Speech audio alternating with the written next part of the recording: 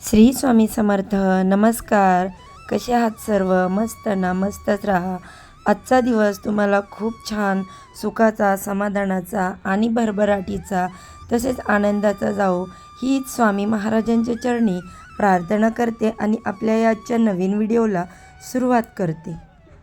आपल्या हिंदू धर्मामध्ये अमावस्या तिथीला विशेष महत्त्व असून अमावस्या तिथी ही पूर्वजांना समर्पित आहे.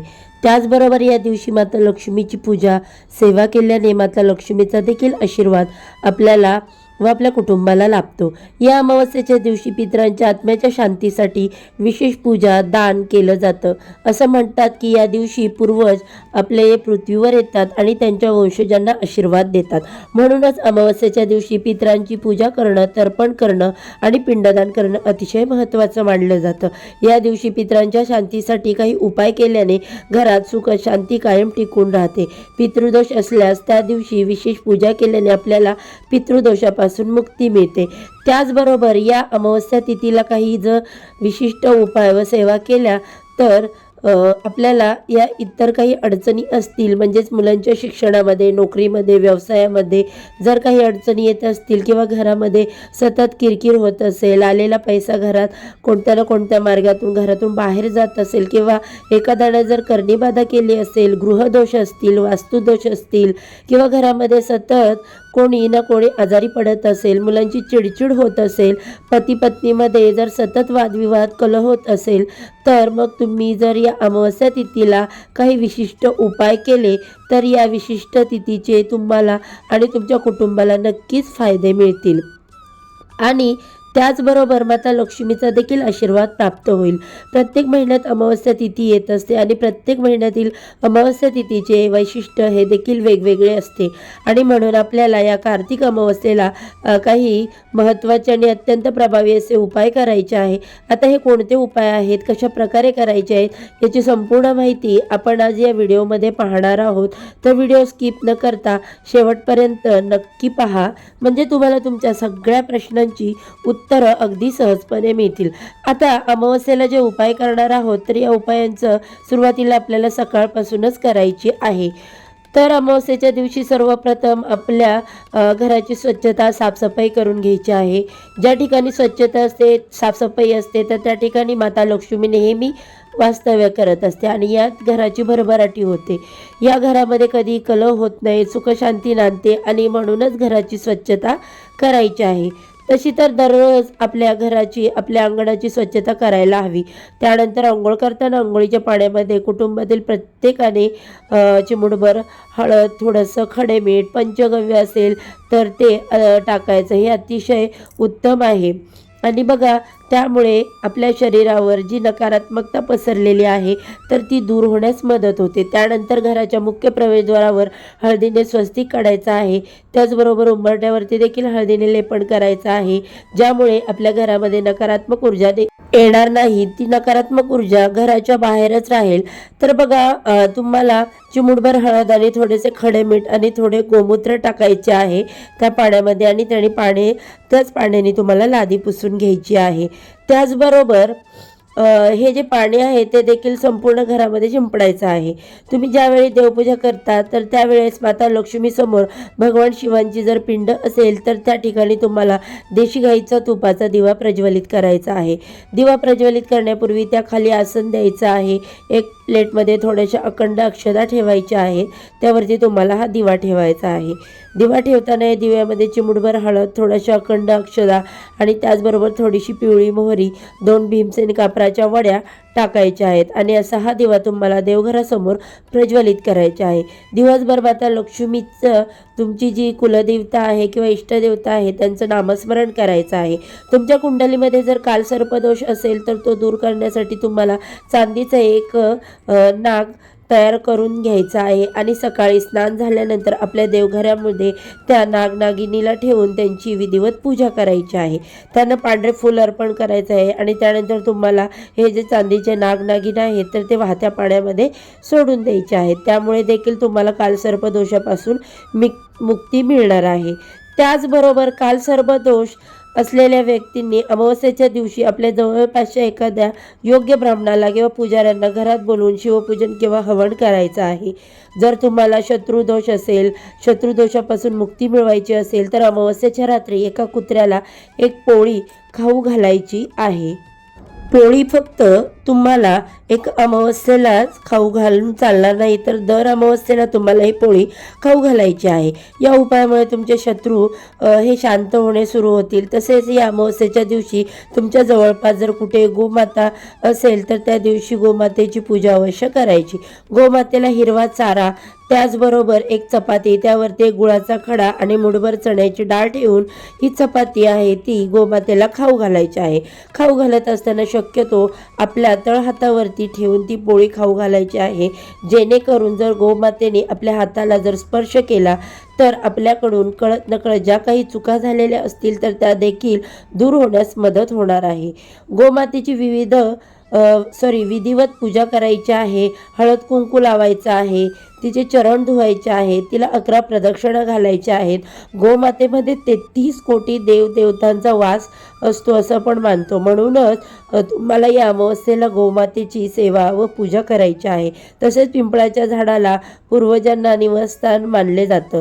त्याचबरोबर भगवान श्री हरी विष्णू आणि माता लक्ष्मी देखील पिंपळाच्या झाडामध्ये वास्तव्य करत असतात. त्याचबरोबर इतर देवदेवता देखील या पिंपळामध्ये वास करतात आणि म्हणूनच या अमावस्येच्या दिवशी तुम्हाला पिंपळाच्या झाडाची पूजा करायची आहे. आपल्याला पितृदोषापासून मुक्ती मिळवण्यासाठी आणि आपल्या घराची भरभराट सुखसमृद्धी होण्यासाठी तुम्हाला या पिंपळाच्या झाडाच्या मुळाशी मोहरीच्या तेलाचा दिवा प्रज्वलित करायचा आहे. त्यामुळे पिंपळाच्या झाडाला जल अर्पण करायचं आहे. तसेच जर जल अर्पण करताना पाण्यामध्ये चिमूटभर हळद टाकायची, त्याचबरोबर पांढऱ्या रंगाची फुलं टाकायची आहेत किंवा तुम्ही पिवळ्या रंगाची फुलं टाकू शकता आणि त्यानंतर थोडंसं पाणी वाचवून आपल्या घरी घेऊन यायचं आहे आणि हे पाणी तुमच्या संपूर्ण घरभर शिंपडायचं आहे. आणि त्यानंतर पिंपळाच्या झाडाखाली बसून भगवान श्री हरी विष्णू, माता लक्ष्मी, तुमच्या कुलदेवतेचं आणि पूर्वजांचं स्मरण करायचं आहे. जी काही विघ्न, संकट, बाधा आहेत तर ते दूर करण्यासाठी प्रार्थना करायची आहे. त्यामुळे पितृ शांत होतात. त्याचबरोबर भगवान श्री हरी विष्णूंचा आणि माता लक्ष्मीचा देखील आपल्याला आशीर्वाद प्राप्त होतो. या दिवशी काळे जे तीळ असतात तर ते दान केले तर देखील पितृ शांत होते. त्याचबरोबर आपल्या जवळपास जे गरीब आहेत तर त्यांना अन्नदान करावं, त्यामुळे देखील आपल्याला पुण्य प्राप्त होतं.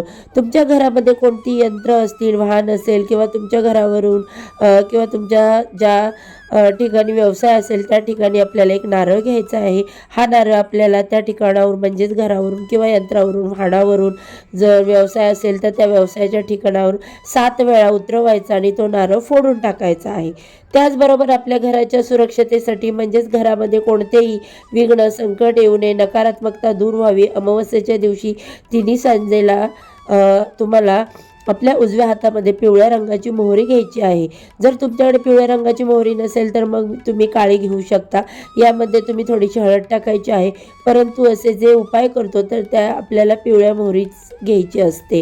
पिवळी मोहरी उपाय करण्यासाठी अत्यंत प्रभावी असते आणि ही मोहरी घेऊन आपल्याला देवघरासमोर बसायचं आहे.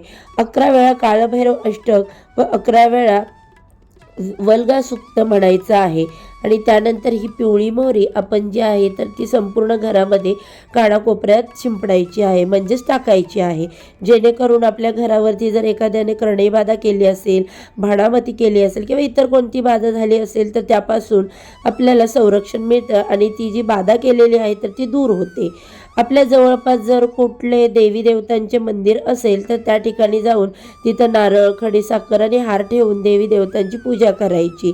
आपल्या घरामध्ये जर एखादी सतत आजारी व्यक्ती पडत असेल किंवा घरामध्ये सतत कोणते ना कोणते विघ्न, संकट येत असतील किंवा तुमचं दुकान असेल, व्यवसाय असेल तर त्या ठिकाणी देखील काही ना काही अडचणी ह्या येत असतील तर या वेळेला एक नारळ घ्यायचा आहे आणि त्या नारळावरती कोरड्या शेंदुराने त्रिशूळ काढायचं आहे किंवा तुम्ही स्वस्तिक काढलं तरी चालेल. आणि त्यानंतर आपल्याला या दुकानावरून किंवा या आजारी व्यक्तीवरून किंवा तुमचं ज्या ठिकाणी व्यवसाय आहे त्यावरून हा नारळ 7 वेळा उतरवून घ्यायचा आणि तो वाहत्या पाण्यामध्ये सोडून द्यायचा आहे किंवा तुम्ही दूर अंतरावरती नेऊन तो जाळून टाकला तरी चालेल.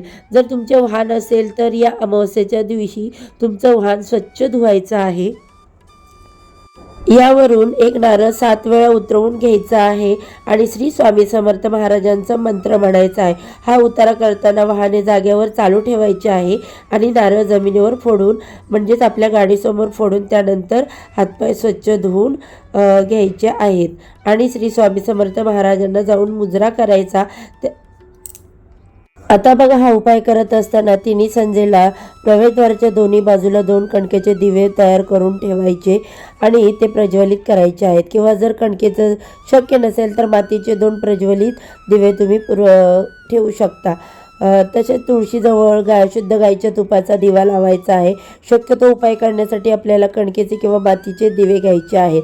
याचा तुम्हाला अतिशय प्रभावी फायदा मिळतो. त्याचबरोबर या दिव्यांमध्ये देखील चिमूटभर हळद आणि पिवळी मोहरी टाकायची आहे.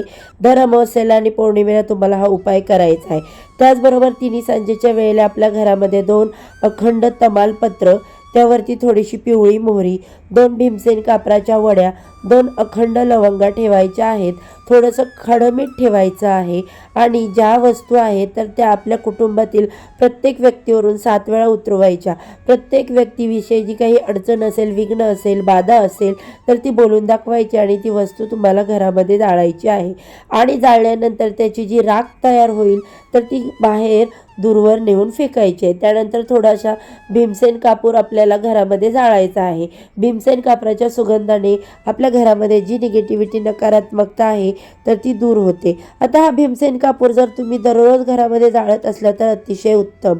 तर अशा प्रकारे तुम्हाला मी हे जे काही उपाय सांगितले आहेत तर त्यातील तुम्हाला जे काही शक्य होतील ते उपाय तुम्ही अमावस्येला करायचे आहेत. पौर्णिमेला देखील तुम्ही करू शकता. तो दररोज केले तर देखील चालेल. हे साधे सुधे आणि अत्यंत प्रभावी असे उपाय आहेत. तुमच्यावरती जी काही विघ्न, बाधा, अडचणी आहेत तर ते दूर करणारे हे उपाय अत्यंत महत्त्वाचे आहे.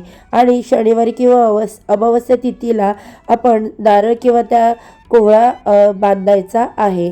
हे जे उपाय आहेत ते अत्यंत प्रभावी आहेत. त्यावरती जी काही विघ्न, बाधा, अडचणी आहेत तर ते दूर करणारे उपाय मी तुम्हाला या व्हिडिओमध्ये सांगितलेले आहेत. तर व्हिडिओ तुम्हाला कसा वाटला? व्हिडिओ जर आवडला तर व्हिडिओला लाईक करा. तसेच मला ही अत्यंत महत्त्वपूर्ण माहिती तुमच्यापर्यंत पोचवायची होती. तर आजच्या व्हिडिओचं इथेच एंड करते. उद्या अशाच छानशा माहितीसोबत पुन्हा नव्याने भेटू. सर्वांना श्री स्वामी समर्थ.